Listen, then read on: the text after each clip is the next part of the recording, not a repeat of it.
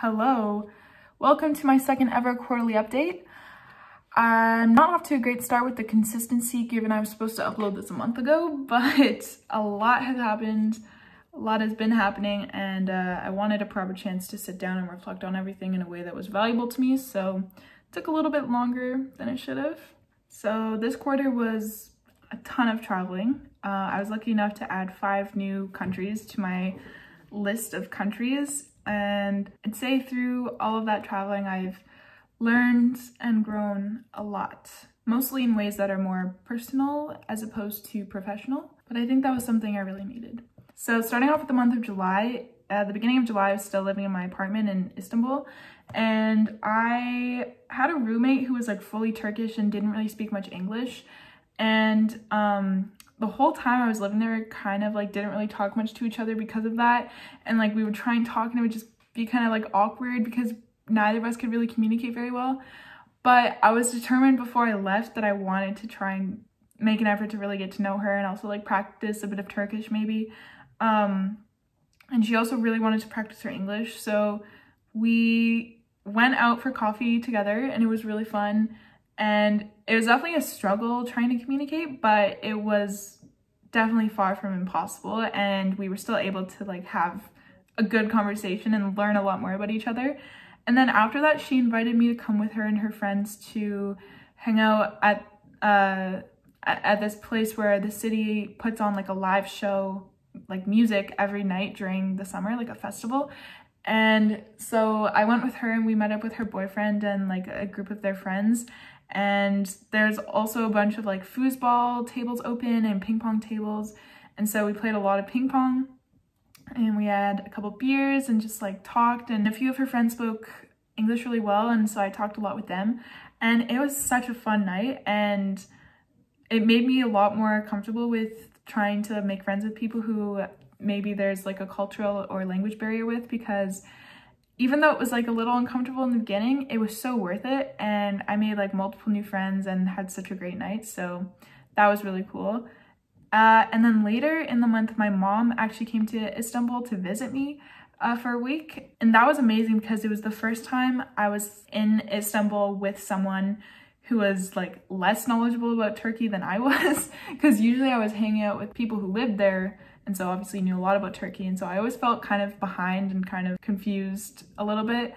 But being able to sort of tour my mom around and show her all the places and things I learned, it really highlighted for me how far I'd come since arriving in Turkey with literally zero knowledge of what to expect or what it was, to like closer to the end of that experience.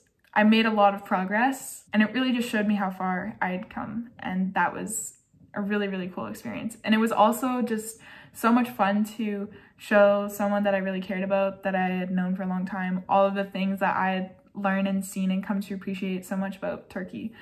Also, during July, I finished reading The Goldfinch, which I mentioned in my last video. It's such an amazing, beautiful book, one of my favorites for sure.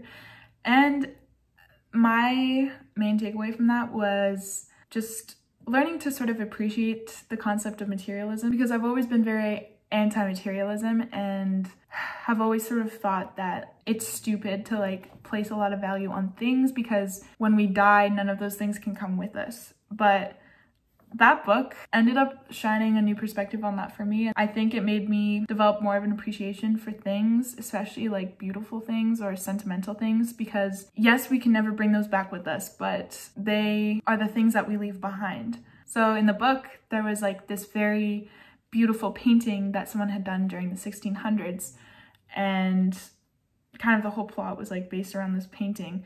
And before reading that book, I never really understood why people pay so much money for these paintings that anyone in today's age can do, but it's because things like that are the only thing from people that are timeless. Our bodies and our words and our actions aren't timeless, but the things that we create and leave behind are. And during the month of August, I spent literally that whole month just traveling from place to place all over like Southeast Asia and also elsewhere in Turkey. And there were so many amazing structures and things that we saw. And it really drove that point home for me and started making me think about what I'm going to leave behind in the world. Because like, for example, my boyfriend and I went to Cappadocia and visited the open air museum, which is essentially a bunch of caves that have been sculpted out of this volcanic rock in these really, really cool formations. And it was just mind-boggling to see just how developed all of these caves were, how deep they went, and just thinking about like how long it must have taken to create that. Like, people would have spent majority of their lives just building this. And like, my initial reaction to that was like, wow, just that's kind of a shame just to spend your entire life just digging, essentially. But they left such an amazing mark on the world, and that's exactly what I want to do. And so even though the way that we leave our mark on the world today is a lot different, I think the principle is still the same. And I'm sure that, you know, hundreds of years from now, there will be people, hopefully, who will look back on whatever I leave behind in this world and being like, wow, what a shame she had to dedicate her whole life to just doing that, because there will be so many more amazing things that people will be able to spend their lives doing that long from now, hopefully. But I think I just kind of learned the value in being able to leave behind something tangible that is timeless and is your literal physical mark on the world. I think that concept is really cool, and it made me really want to leave some sort of physical mark, because we have the digital world now, but who's to say that that won't be completely destroyed in the future? Whereas if I put my engravings in some mountain, that'll most likely be there for a lot longer. So yeah, as I mentioned, in August, the very beginning of August, my boyfriend came to Istanbul to visit me. And then we spent essentially the rest of the summer together just traveling. And so we spent the first like 2.5 weeks in Istanbul together, which was amazing. We spent a couple days in Cappadocia. We went to Phuket and then Bangkok. And then we went to Korea. And then we went to Vietnam. And then we went to Bali. And then we went to Singapore. And then we came back to Toronto. So that was all in the span of a month and a half, August and part of September. So it was a lot of traveling and new experiences, and it was really, at times, really hard. But overall, such an amazing experience that I'm so grateful to have had, and I know I'm going to look back on it for the rest of my life. It was definitely an adjustment for me after having gone the whole summer traveling on my own. It was definitely a change from like solo travel, because I tend to be very go with the flow with things and just kind of like deal with things as they come. Whereas my partner is a lot more like, we need to plan everything ahead and make sure that nothing goes wrong kind of thing. And so like, if I made any mistakes, it was no longer just something I had to deal with. It was like something that would affect my partner as well. And so I think I definitely learned how to be a bit better at planning ahead and avoiding unnecessary complications. But I also think my partner got maybe a little bit more spontaneous. And one example that definitely sticks out of this is, so our original plan was to go from Thailand to Vietnam to Bali to Singapore, but I ended up filling out our applications for the Vietnam visa a little bit late. And so we didn't get them in time to get on our flight. So they didn't let us get on our flight to Vietnam. And it just so happened that there was some sort of 4-day holiday in Vietnam, starting right on that day we were supposed to have the flight. So essentially, like, we were guaranteed that we would not have our visas and would not be able to leave Bangkok for at least the next 4 days. So we're like, well, what are we gonna do in the meantime? We can't just stay in the Bangkok airport. And so my boyfriend was like, let's go to Korea, because he has family in Korea, which he hadn't seen for a really long time. And I guess, why not? We were in Asia and we didn't really know where to go. So yeah, we literally applied. First of all, the Korean visa application process is so much more efficient, because we applied for our visas like that minute and we got them half an hour later. And so as soon as we got our Korean visas, we booked our flights to Korea, and 10 hours later we were having dinner with my boyfriend's grandpa in Korea. And we ended up staying there for 10 days and it was incredible.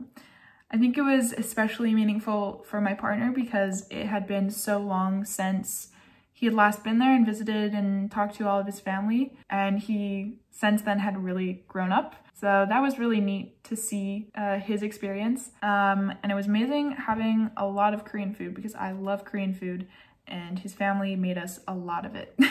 But yeah, it was that whole trip was literally because I messed up on getting the Vietnam visa, and it turned into something really special. So I think it taught me to be better at planning ahead for things like that, because I felt really, really guilty about the whole thing in the moment.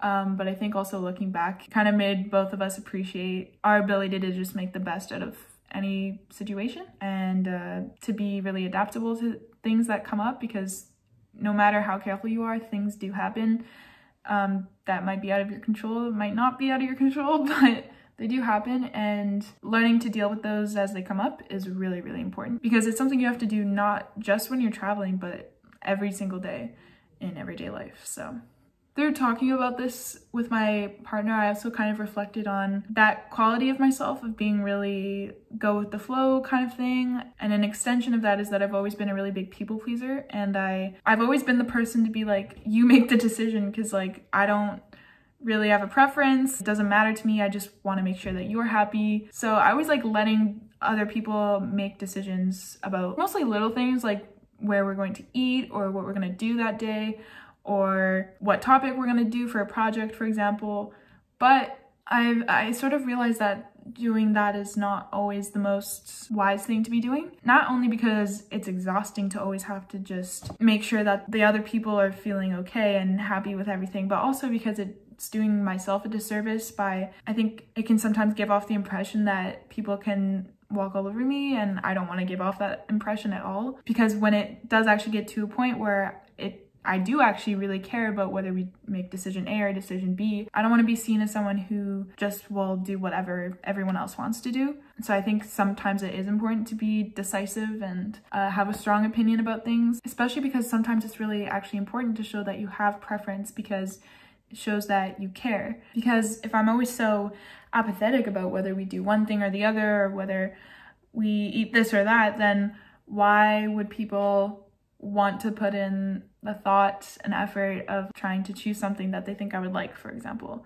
You know, like sometimes wanting to please other people might come off as just apathy, which is definitely not what I want to be portraying. So I think that was a very valuable lesson that came out of that. So finally, the month of September, we came back from all of our traveling around September 21st, I believe. And I distinctly remember arriving in like the Toronto Pearson airport and walking out from the plane and seeing a Tim Hortons and just being like, oh my God, I'm so happy to be back.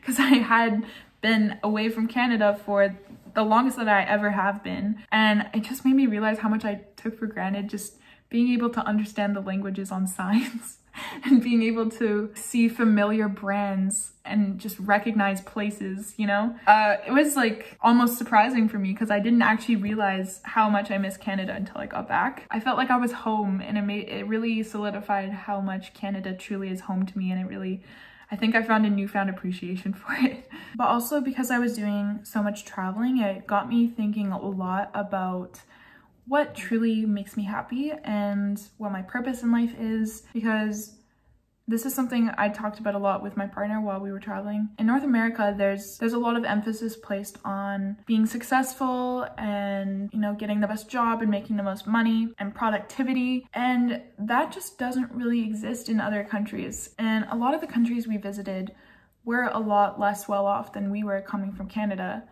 but they seemed so much happier than most of the people that we know. So we're like, why is that? And I think what it comes down to is just different priorities. Because in North America, what we prioritize is getting as far as we can and like getting to the top of whatever hierarchy. And so there's so much pressure on us that everything we do has to like contribute to that game, to that race to get to the top.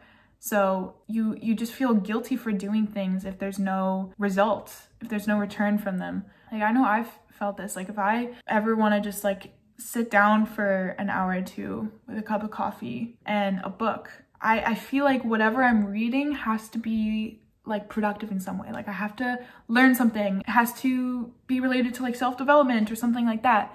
And I used to love reading. I used to spend hours after school when I came home just reading fantasy novels, and it was literally my favorite thing to do in the world. And then I think when I got to high school, I started to feel that pressure to be the best and succeed and do as much as possible, and that kind of faded away. And I probably only read like a few books a year now, just for the pure enjoyment of it, because I feel guilty doing it, and I think that's so sad. Whereas like in the countries that we were visiting, that wasn't the case.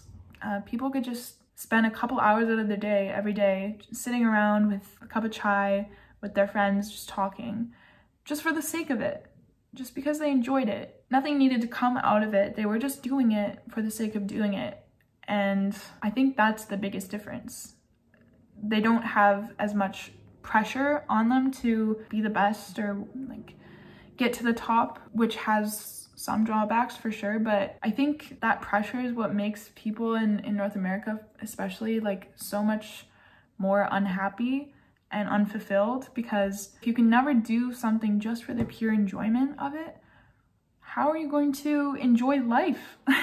How are you ever going to feel like a person who's separate from all of their accomplishments and accolades?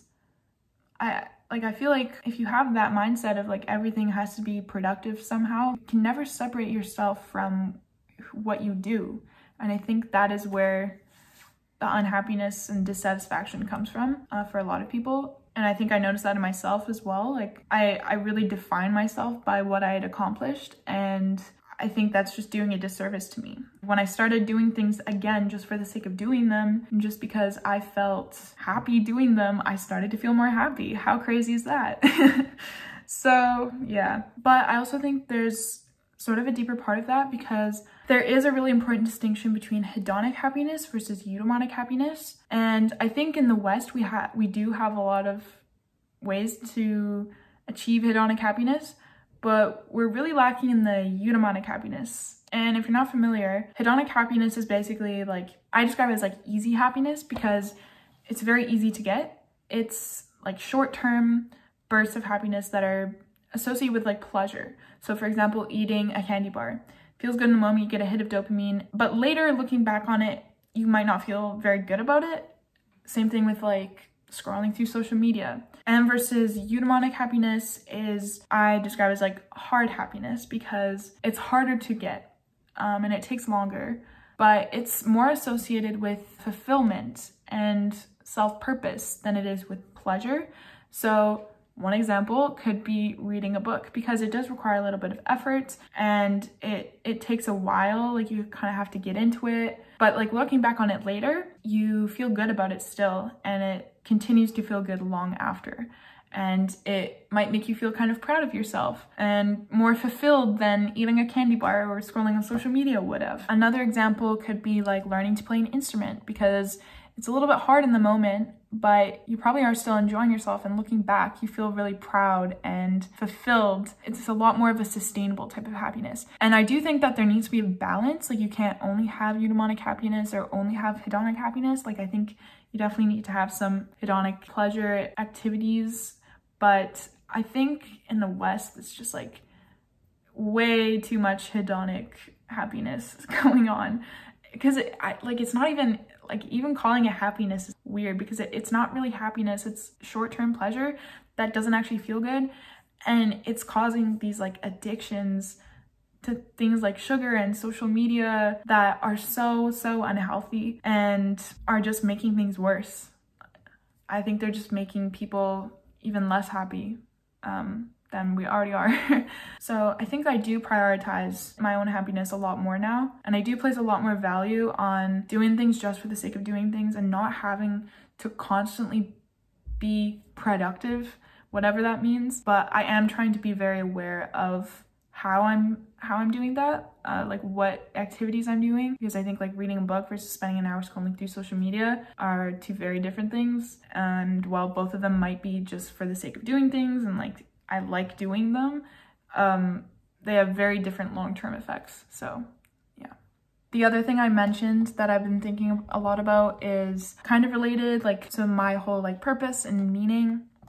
And for quite a while now, I've been struggling with meaning because I think that the idea that there is no meaning to anything, to any of this, and that nothing matters in the grand scheme of things, like nihilism, I think is really depressing. And I'm really obsessed with the idea that there has to be like objective meaning. What that means is like, I want my life to have a purpose that isn't just a purpose that I made for myself. I don't like the idea of just like, oh, the meaning of life is just whatever you make of it. It's whatever it means to you. Like, I want my life to be significant in an objective way that isn't just significant to me. And so that's been kind of a crisis I've been having for a while now, but this is kind of cheating because I didn't actually come to this conclusion during this quarter that I'm filming the video for. Like, I'm filming this video in Sweden right now and it's almost November. So probably this should be saved for the next quarterly video, but I really want to share this now because it's very important and I think it might change by the next quarter, honestly. My opinion on this might change. But basically, I was thinking about this. The first conclusion I came to was that objective meaning doesn't exist. And this kind of came out of a conversation I had in Sweden. I'm here for a conference on effective altruism, and I was talking to someone about this, just about like different perspectives and can there be objective meaning.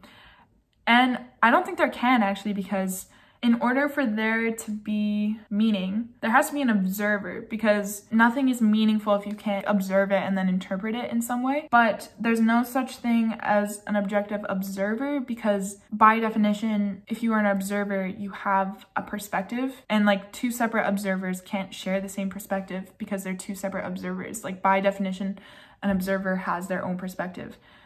Therefore, there's no objective meaning. Okay, that's fine. But then I was thinking, well, okay, let's do a little thought experiment. Like, what if someone told me my objective purpose and meaning in life, like 100%. So let's say, just for example, like our creators, if we have creators, came and they told me, your world is a simulation. You are living in a simulation. And we created this simulation, and the purpose of the simulation is for humanity to advance as much as possible technologically. Okay, so that is like the objective meaning or purpose of life. That is like why we were placed here. We were told that, we know that 100% for sure. Okay, then I asked myself, would that change anything? Like, would that actually matter to me? Would I really drop everything and focus my entire life on just trying to advance humanity technologically as much as possible? No, I wouldn't. I don't think anyone would, because a lot of people don't really care about how technologically advanced we are. We make decisions and are motivated by the things that we care about.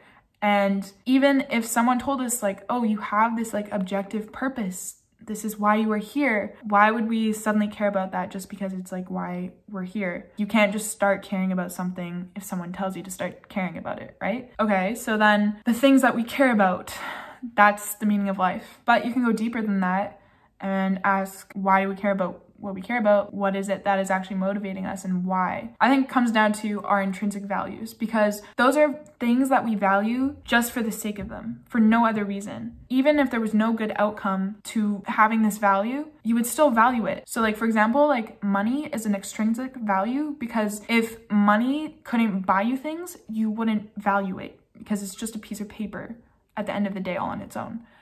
So intrinsic values are the opposite of that. Even if they resulted in nothing, you would still care about it just for the sake of that thing. And intrinsic values are inexplainable. Like, we don't know why we have them, because they're just like a core part of who we are and our values. And I think that's so interesting, because, and also even if you can kind of like explain where an intrinsic value comes from, like, oh, like we were raised in this way, those are still being shaped by like the universe, right? They're shaped by our circumstance, which the universe gave to us. And so I think that our intrinsic values are essentially the universe encoding our meaning in life into us. And everything that we do is us fulfilling our purpose in life, unless you're like actively going against your intrinsic values. And that's why I think it's really important to know what they are and to listen to them. because as long as you're living life in accordance with your intrinsic values, those are the things at the core of everything that are motivating you to act in the way that you do. And you are always acting in accordance to what you care about the most in that moment. And you're always making decisions by weighing all of your possible interests and going with what you think in that moment is according to your best interest. And if all of that like originates back from being motivated by our intrinsic values, then we are fulfilling our life's purpose, essentially. So that's the conclusion I came to. I will probably have a different opinion by the time I do my next quarterly update. But for now, like, this idea is like really giving me a lot of like peace. I think like it makes sense to me, but I would really love to, if you're still watching this video, I'd love to hear your thoughts on this. And actually from traveling and being here in Sweden even, and having so many discussions along these lines and thinking so deeply about these very like philosophical, hard to answer questions, it's made me realize how much I love talking about that kind of stuff. So when I go back to Queen's, because I'm on my gap semester right now, so when I go back to Queen's next semester in January, I'm gonna start up a couple just events. My idea is to do like a ice cream and philosophy thing. It'll be like 10 p.m. at night, and I'll just call a couple friends over and feed them ice cream and propose a topic, and then just like start a really interesting conversation. So like if you're really into these conversations, like if you will literally stay up all night just having a conversation about stuff like this, then please reach out to me, because I'd love to have you at one of these things when I host them next year, I guess. Oh my God, it's gonna be 2023. Oh yeah, so before I end off this update, I'm also gonna give like a very short, quick update about my startups. VunaTech is going very well, and we're getting to the end of the competition. So soon we're gonna be doing our final pitch for the $1 million grand prize, or one of the 100K runner-up prizes. So we're kind of getting into high gear for that, and we've grown our team a lot now. We have, I think, 6 or 7 new team members this quarter, so it's very exciting. And then for Project Firefly, we ran into a really big and surprising barrier, which forced us to completely pivot what we're doing. So we're doing something completely different now, and we know what it is that we're pivoting to. We're very excited about it, but it's kind of too early stage to say what it is yet, but I think next quarter I will be able to. But it's very exciting. I think what we were doing before with the like vortex ring thing was a very cool idea, but it was really only addressing a symptom of the problem by focusing on fire suppression. And now we're focusing more on the root cause of the problem and moving more into wildfire prevention, which Valkyrie and I are like super excited about, and we have a really cool idea, I think. I'll have probably a lot more updates next quarter about that, because like I said, this quarter has just been a lot of mainly traveling and sort of like personal development, but now that I'm on my gap semester, it's gonna be just finally being able to sit down and like just focus full time on these projects, which I'm so excited to do. So yeah, that wraps up this quarterly update. If you made it all the way through, thank you so much for watching. I really appreciate that. And also I want to say thank you to all of my friends and family and loved ones who are supporting me. I really appreciate it. And yeah, that's it. I don't have a very eloquent ending off, so until next time, hopefully I upload 2 months from now.